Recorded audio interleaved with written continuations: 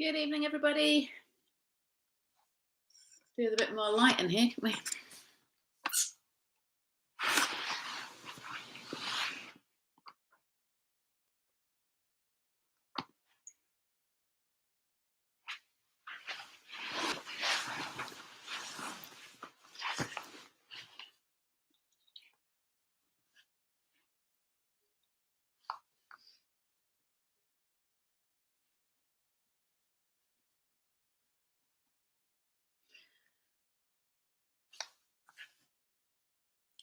Don't know if anyone's clapping around here. I can't really hear anything at all. It's very quiet.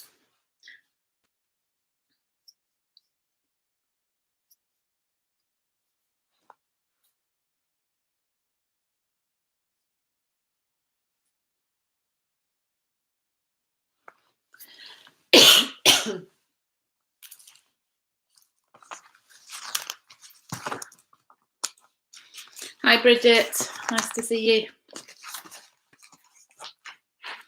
And Jonas.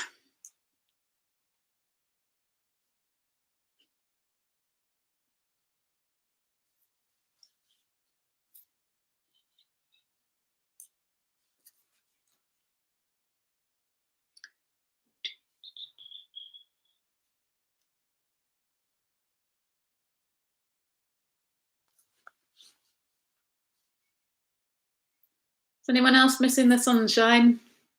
It's really cold, isn't it, today? Quite like the unseasonal April weather. It was very nice.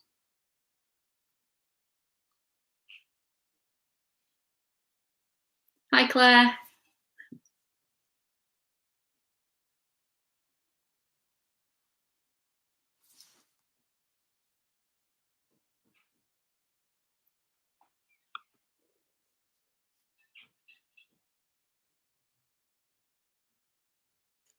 Hi, Ella. How is everybody today?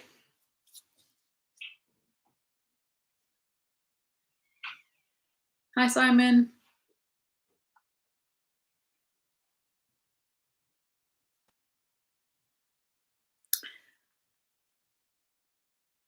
Martin and Helen. I don't know how everyone else's day has been today. Ours has been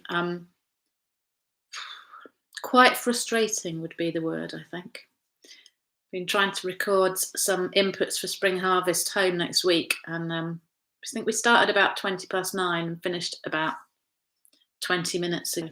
So it's been a really long day of technology not really working very well today. Anyway, we have got quite a bit of it done, I think, assuming I don't have to re-record them all. And it might be okay. So I don't know if anyone else has had a kind of frustrating day, but my day has felt a little bit like that. So you'll bear with me tonight if I sound a little weary. Loads of you joining now. Sue and Marilyn and David, Catherine. Thanks, Ella.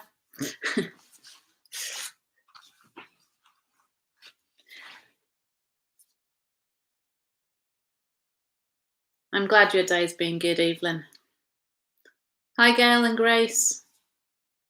Evelyn, are there lots of people come out on your street? Looks like quite a good neighbourhood to have lots of people turn out.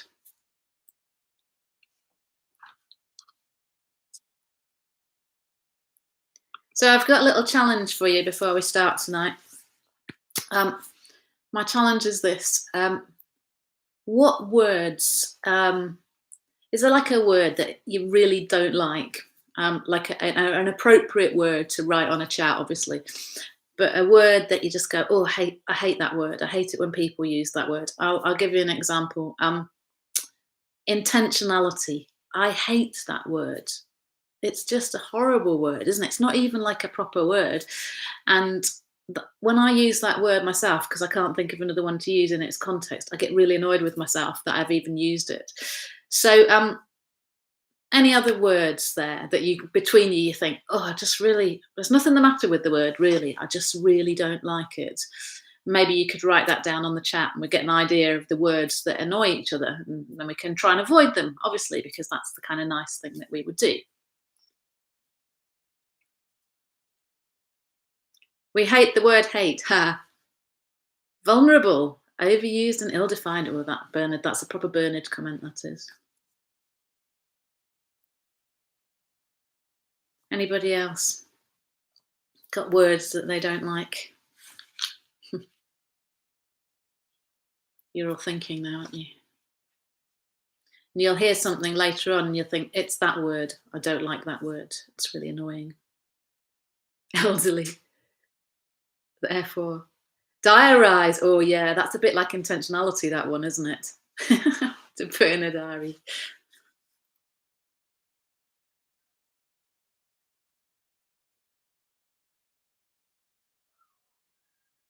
I'm not very keen on a lot of those business speaky ones, like to reach out or push back or all those kind of things. David, yes. So I'll try not to say that tonight, but can't promise, I'm afraid.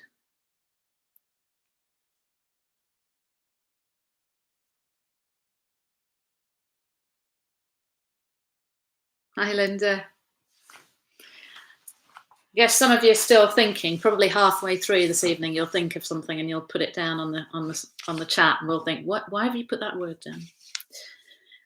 So we're nearly, probably about ready to start, really, aren't we?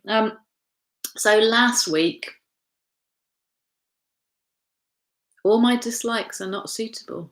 Ooh, Evelyn, that's quite worrying. So last week we did Numbers 3, 4, 5, and 6. So this week, I'm going to go totally the other end of the spectrum, and I'll tell you that in a moment. There's a little story told about a family after church on a Sunday morning, and their dad is a vicar. And so he says to the kids, what's your favourite bit of the church service? And so the eldest children, of course, are always very conscientious and like to please. So they said, it's the sermon, because that's where we get to listen to God's word. And then the second child said, I really like the singing, because that's when we get to praise God. And then the third child said, I really like the prayer time, because that's when we get to talk to God. And the fourth child said, my favourite bit of the service is the benediction, because that's when we get to go home. So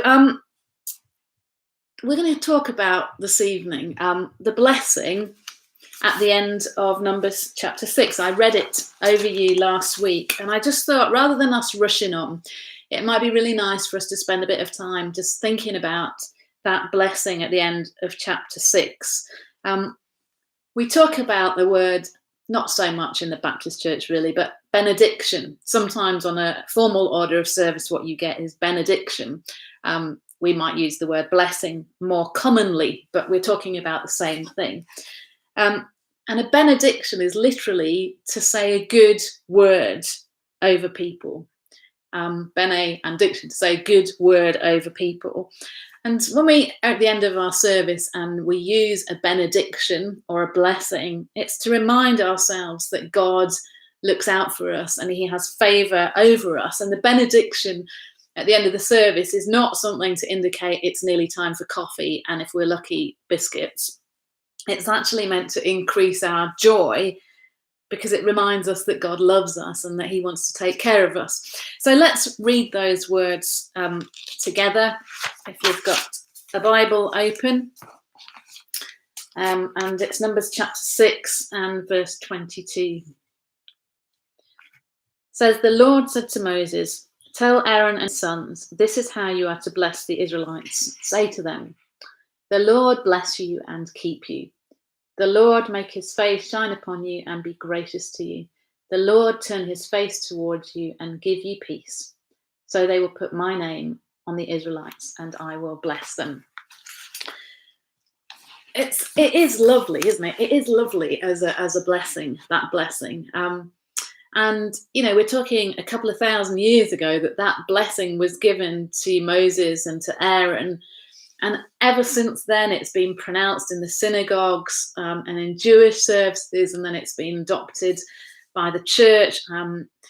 John Calvin was really keen on it, and he used it in his churches in Geneva. So it's something that's really it's deep rooted, isn't it? It's hidden away in Numbers, which I think we'll all own up to and say we don't read super regularly. But these little verses there in Numbers chapter 6 have become really, really significant and a really strong part of the Judeo-Christian faith over the years. And therefore I think it's worth spending some time on this evening, isn't it? So it says there, the Lord said to Moses, tell Aaron and his sons, this is how you are to bless the Israelites. Say to them this. So it's kind of like when you bless them, so that bit's sort of not up for discussion. When you bless them, say, the Lord bless, and so on and so on. And that word blessing, I mean, it's a challenging one, isn't it, to properly kind of understand. It's a kind of vague term. I mean, we mostly use the term bless you when people sneeze, don't we? Of course, that may well have come as a response to the bubonic plague in 590 AD, where Pope Gregory, who was an excellent leader actually, encouraged the people to pray this blessing over people to ward off the disease. So this may be, of course, something that we feel in our current time is a good thing to bring back into circulation, isn't it? That he had this sense that if they prayed the blessing over each other, that God would somehow protect them in a not dissimilar situation to our own. And because another kind of idea around the sneezing thing wasn't just that you might have bubonic plague, but there was this concept as well that sneezing was a way of the body trying to force out evil spirits. So you might want to think about that next time someone near you sneezes. And it was to ward off a malevolent being. People said bless you to one another. Just thinking about that in a way that perhaps we don't always think about, which is the sort of spiritual dynamic of things and dimension of things and the battle we're in. Obviously, we're not thinking that anytime someone sneezes that it's the presence of an evil spirit, but it was kind of a good thing that they had this spiritual dimension to their understanding of what was going on. And then I've got a friend, her name is Wendy Grisham, and she comes from the southern states of the US. And they use things like bless your heart, and I don't do accents, so I won't even try. But that kind of bless your heart, which is sometimes it's just a really lovely thing, and it's very giving and generous, but it also can be like an excuse to say something a bit awkward, can't it? It can be like, bless your heart, look at that shirt, which kind of means, why on earth are you wearing that shirt? Or bless your heart, don't you have your hands full with all those kids, meaning they're not really very well behaved, are they? And you really need to get them in order. So there's all these kind of ways that we use the term blessing. And in fact, bless you has come, I think, back more into fashion again as a kind of a common way of affirming things or being kind. So you hear it on the media and all sorts of different things. But what on earth are we talking about here when we use this term? So as they heard this blessing from Aaron, they would have had a good reason for joy. And we're just going to look at a few things around that. So who will bless God's people? Well, the blessing comes from the Lord. It says that in verses 24 to 26. It's really, really clear, isn't it? The Lord bless you and keep you. The Lord make his face shine upon you and be gracious to you. The Lord turn his face toward you and give you his peace. In the Hebrew, it's the Yahweh word, the personal name of God. And there's just this real emphasis here 3 times over. I mean, it's so short. Arguably, you didn't need to say the Lord at the beginning of each sentence. But there's this reminder that the Lord is the source of all their blessings. And we need to be reminded of that, don't we? Because actually we think it's our salary, or we think that it's Tesco's, or it's friends and family. But actually, behind all of that, the Lord is the source of every blessing that we have, all of our blessings. There's nothing good that is apart from Him at its source. And they should have known that, shouldn't they? Oh, it's my cup of tea arriving. Thank you, Caitlin. Cheers, everybody. It's a very hot cup of tea. They should have known that, shouldn't they? The Lord brought them out of Egypt. It was the Lord who destroyed Pharaoh's army. It was the Lord who provided them in the desert with food and water. But just like us, they have a strong tendency to forget that it's the Lord who's behind all their blessings. Really, it was only a few weeks earlier that Israel was waiting around whilst Moses went up Mount Sinai to talk to God. And, it's hardly any time since they've left Egypt at all, and they've experienced all this amazing deliverance of God and his provision for them. And they're waiting there for Moses, and they get very quickly fed up with waiting. And so they beg Aaron to make them a god who would lead and bless them. Now, Aaron, as we know, is the high priest. We discussed a lot about that in the last couple of weeks. He's that high priest. He's the one that's supposed to bring the blessing of God and to point them towards God and to enable them to worship correctly and, to be focused on the goodness of God. Aaron, the high priest, he builds them a golden calf to worship. I think it's only that we're familiar with this story that we don't find it as shocking as it really is. That Aaron builds them this golden calf that is really huge for them to worship. And maybe it's just that it's easier to worship things that we can see. Maybe they wanted to be like, they had been like the surrounding nations. They had been in Egypt. That surely formed and shaped them and what they believed. And they were used to seeing the gods that were worshipped. And so maybe they just found it all a bit difficult. But we are often tempted to look for blessing in all the wrong places, aren't we? I can't remember where this story took place. I feel like it was definitely in the Far East somewhere.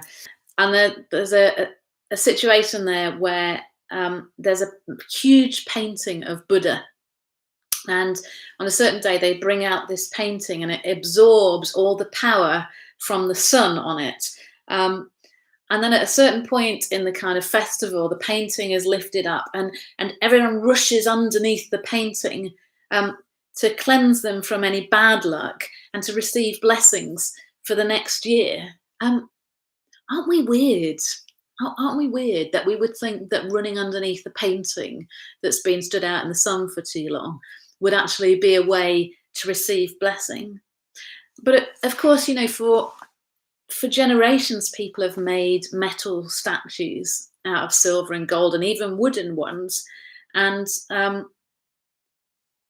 they think that their blessing is going to come from those things, and they feel that if they don't put offerings to the gods, that they won't receive blessing. When Mike and I were traveling in Central America, we saw quite a number of things like this, and I'm sure others of you have seen them in different parts of the world, where there would be one particular place in the highlands in Guatemala. There was a stone head, and people came and they left offerings by it, and the offerings were everything, all manner of things. There were flowers, packets of sugar, bottles of Coke, all sorts of things, because someone had sort of said, if you make an offering, this block of stone here will bless you.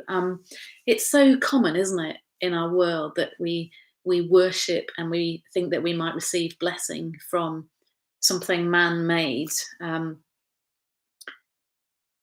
sometimes we think that we will get blessing from another person. Of course, it's not a bad thing for someone to be nice to you, but that ultimately we think that they will provide everything we need. Perhaps we think that we'll find our blessing from super amounts of exercise, or some form of diet or nutrition, that we find a source of blessing in something other than God himself.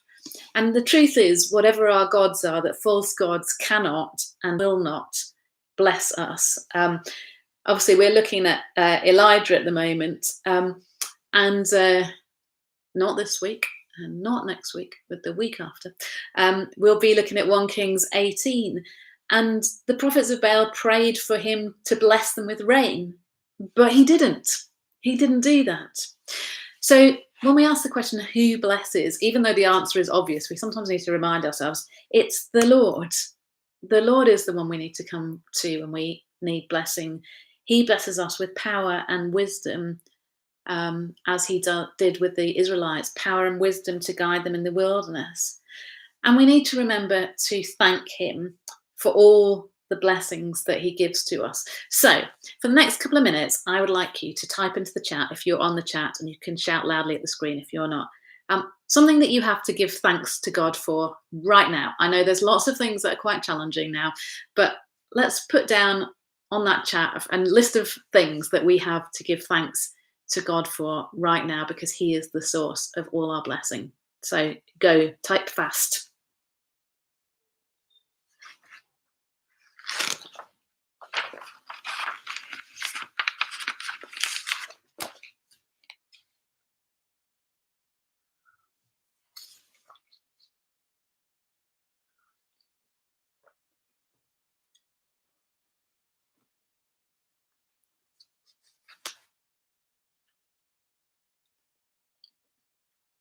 I'll wait till we've got a few up, and then I'll read them out for people who are not on the live chat.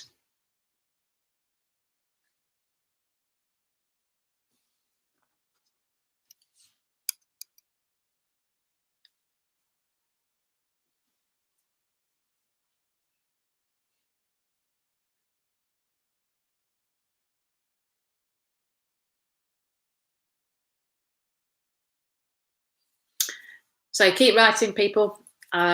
So we've got here, for those of you that can't see this, Ella's put Peter's part-time temporary job at Tesco. And then beyond that, we have health, contentment, furlough. Yeah, absolutely. Family and where we live, lots of family time, children, Sammy, countryside surroundings, countryside to enjoy, an unexpected break in my day when it wasn't raining to go for a walk. Rain for the germination of vegetable seeds. Yes, I didn't really want rain, Evelyn, but our plants were looking a bit sad, so it is good for that as well. Yorkshire, of course. Friends and family, my garden to enjoy, working in. Bread made from yeast Katie found at the bottom of the freezer. Yay! So I'm assuming that the yeast was still very happy yeast if it made bread. It must have risen well. Barry's put redemption and Lydia's strength to work in the garden. Brilliant. Absolutely. Just waiting to see if there's anybody else who wants to add in. You know, we have so much to give thanks for, don't we? We have homes to be in at this time, which not everyone has. And we look around the globe at some of the situation in the slums and shanty towns where people are supposed to be distancing, and it's frankly impossible in that environment, and not brilliant any of the rest of the time. We've got space here, which makes it easier for us to enjoy being outside. We've got people around us, people who care for us. Chloe's got hot chocolate and chocolate digestives. You know, we have so many treats, don't we, as well? We don't even just have the basic necessities of our lives. We have lots of treats, things that just make our life more enjoyable. And it's really good for us, isn't it, to remember to thank God, who is the source of all our blessing, because it is easy to focus on the things that make us grumpy and forget to focus on all the good things that God has given us. So, what does it mean to experience being blessed by the Lord? And when we read these verses together, we realize that it means knowing God face to face and experiencing his provision, protection, and favor. Knowing God face to face and experiencing his provision, protection, and favor. Verse 24, the Lord bless you and keep you. Provide you with what you need and protect you from harm. How much did Israel need to hear that? They didn't have any food in the wilderness, and their enemies in Canaan, as we'll find out a bit later on in Numbers, were extremely intimidating, and just wandering across the wilderness with various tribes living round and about was a dangerous place to be. So they really needed to know that, didn't they? They really needed to know that God would provide everything that they needed and that he would protect them. And when we forget those two things, well, we can just feel anxious. And I think that at this time, many people, probably including us, at times feel anxious. Anxious about whether we're going to be well. Anxious about the fact that if we're not well, will it be safe to go to the hospital? Anxious about our jobs, anxious about our finances. It's really, really easy to become anxious because we're in a period of not really being in control, and most of us don't like not being in control.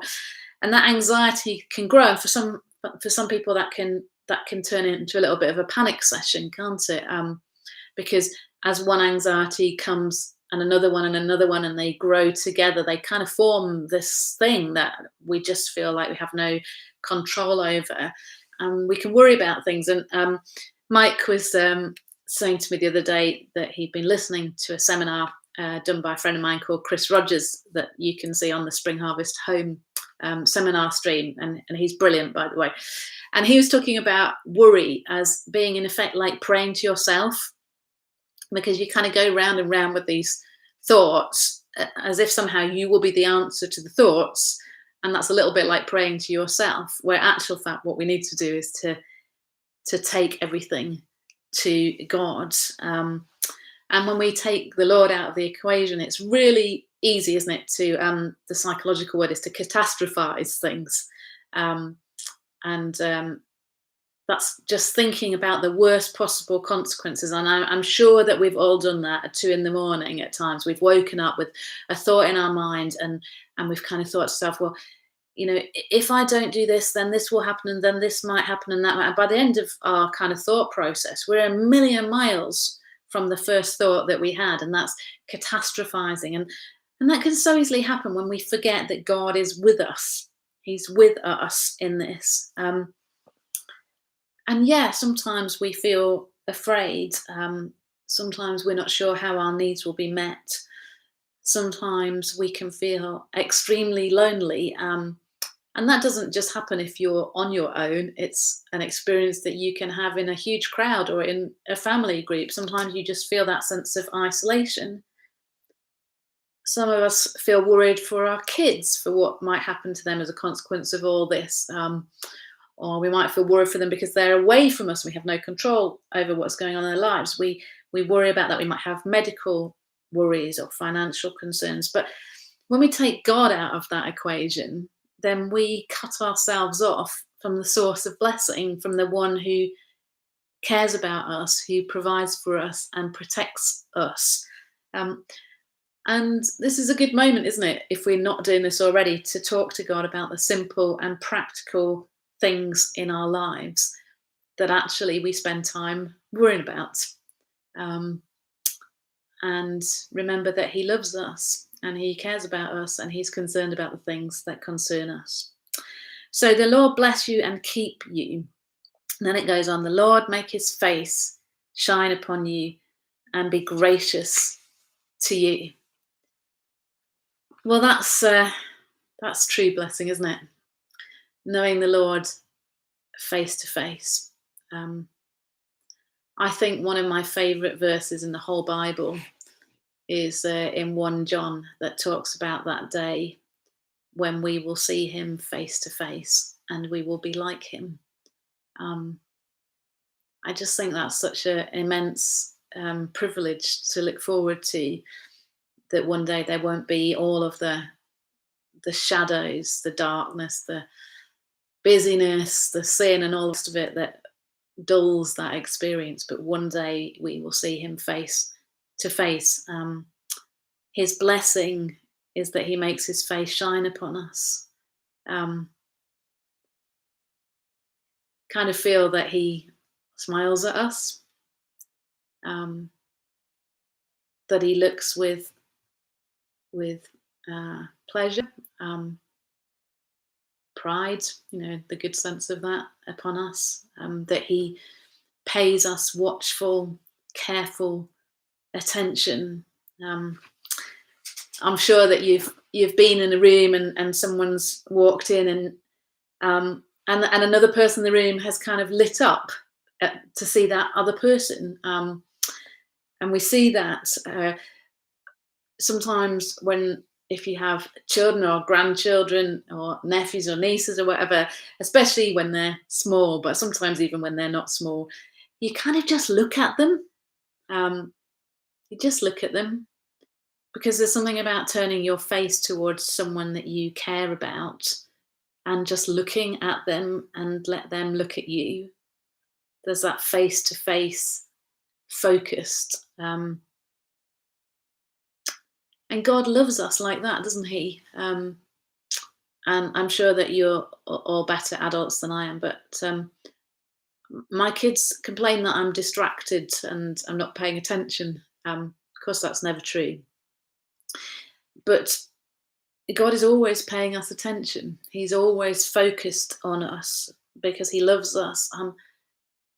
Maybe I'd even say he likes us. That's good, isn't it? I was reading a story about the author Brennan Manning, and the title of his book has gone completely out of my head. Anyway, someone will tell me what it is. The one about the love of God. And he went to visit his uncle called Edward Farrell, who was a priest in Ireland, and he went to visit him for his 80th birthday. And they got up before dawn and they got dressed and they walked down to the edge of Lake Killarney to watch the sunrise. And as they were standing there, Brennan Manning says that his uncle suddenly took off skipping down the lakeshore, bearing in mind that this was his 80th birthday. He took off skipping down the lakeshore, and he said to his uncle, "You seem really happy." And his uncle said, "I am." And he said this, "My Abba is very fond of me." And isn't that a beautiful story, that it doesn't matter what age we are, what's going on in our lives, actually our Abba, our Father in heaven, is very fond of us.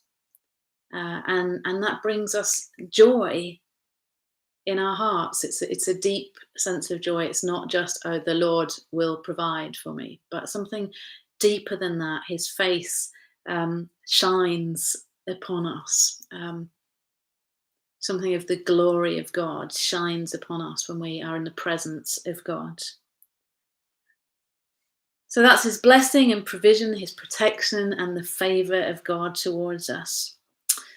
And then he says, "And be gracious to you," which is about how we experience the blessing of God. We experience it through his grace, through his mercy. And if we turn back a bit to Exodus chapter 34 and verse 6, and this is where Moses, the Lord comes down and is there and passes in front of Moses, and he says this: the Lord, the compassionate and gracious God, slow to anger, abounding in love and faithfulness, maintaining love to thousands, and forgiving wickedness, rebellion, and sin." It's the name of God. It's his character to be loving and gracious and compassionate, slow to anger towards us. Those verses are just after the people had been worshipping the golden calf. That's the grace of God, isn't it? It's the grace of God that comes running after us, even when we're going in the opposite direction. It's the grace of God that says, even while we were still sinners, Christ died for us. And we experience that every day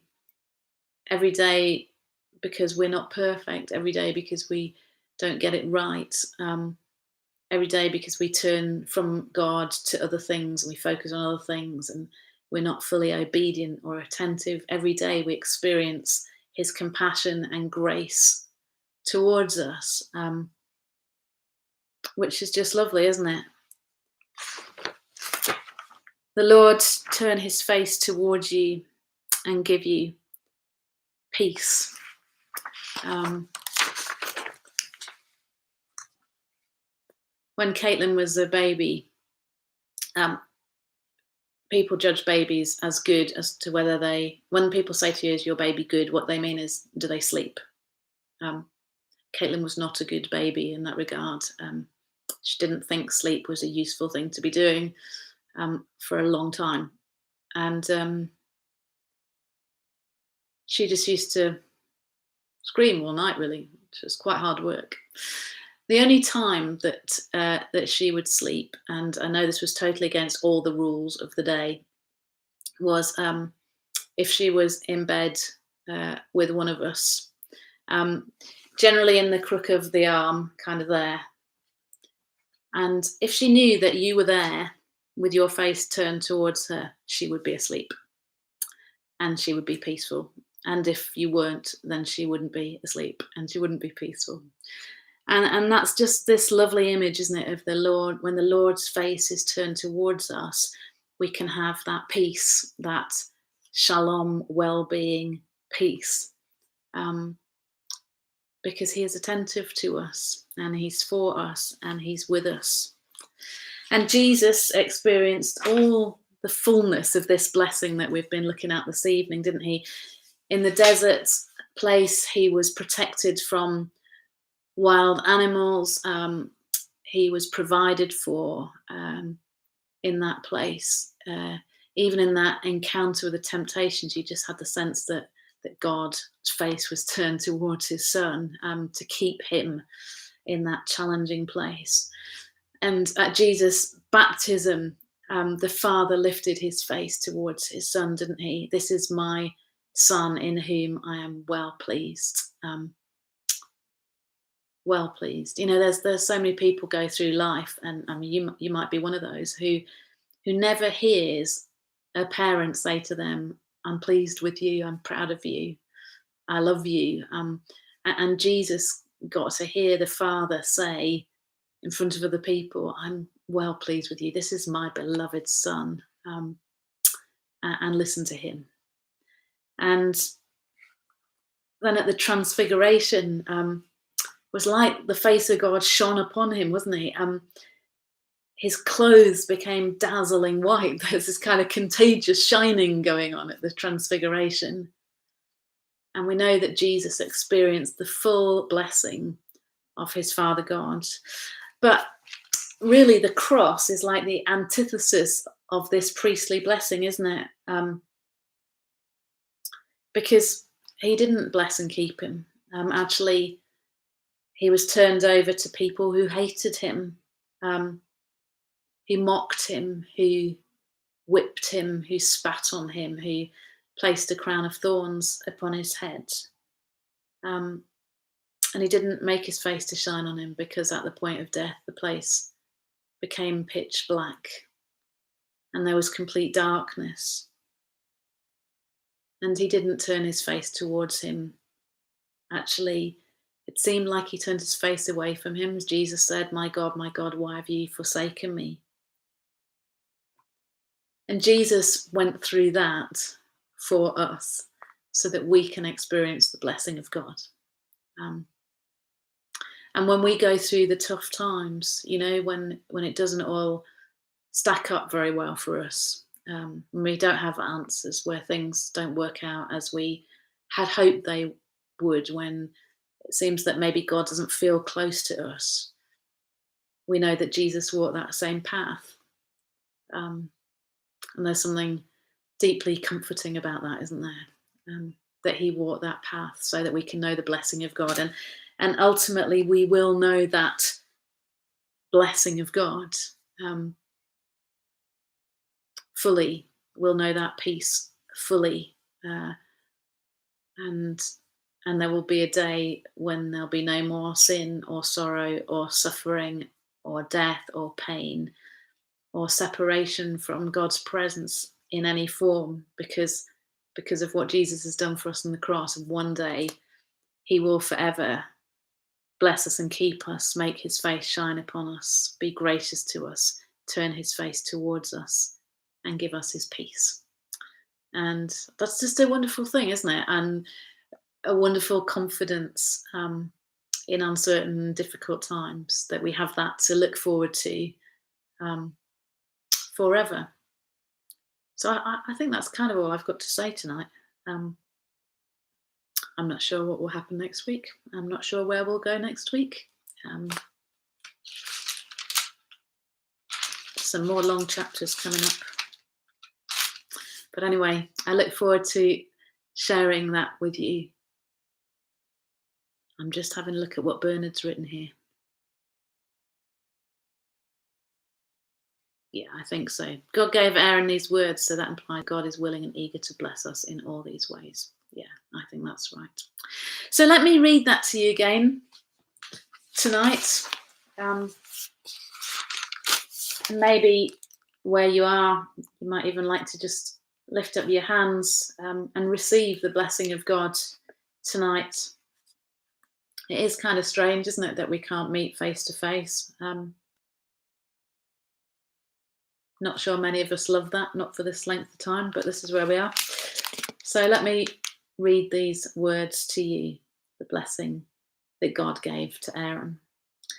The Lord bless you and keep you. The Lord make his face shine upon you and be gracious to you. The Lord turn his face towards you and give you his peace. Amen. Night, everybody. Look forward to seeing you again on Sunday and sharing worship with you on Sunday. We have got special guests as part of our lineup on Sunday. His name is Yemi Adedeji, and he is Nigerian. I'll just give you a little warning here. His stories are amazing. When he says a word that sounds like fate, it actually is the word faith. So that might help you as you kind of listen to him on Sunday, in case we don't get all the subtitles ready for then. So we're looking forward to sharing that together with you on Sunday. So be safe, everybody. Call us if you need us, and keep praying for one another and encouraging one another in these days ahead.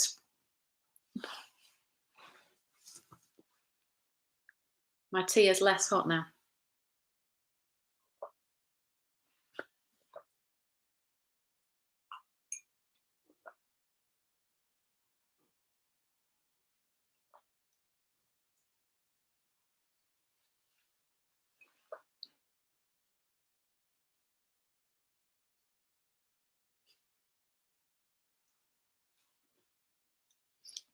I should say as well, in case you're interested, that next week from Monday to Friday, I will be doing the devotions on Spring Harvest Home, which is released on the YouTube on that channel at 10 o'clock in the morning. So I appreciate your prayers. It's really hard recording to a nobody on the other side of the camera and doing 5 in a row. So please pray that what I was trying to say might communicate to whoever's listening on YouTube next week. Thank you.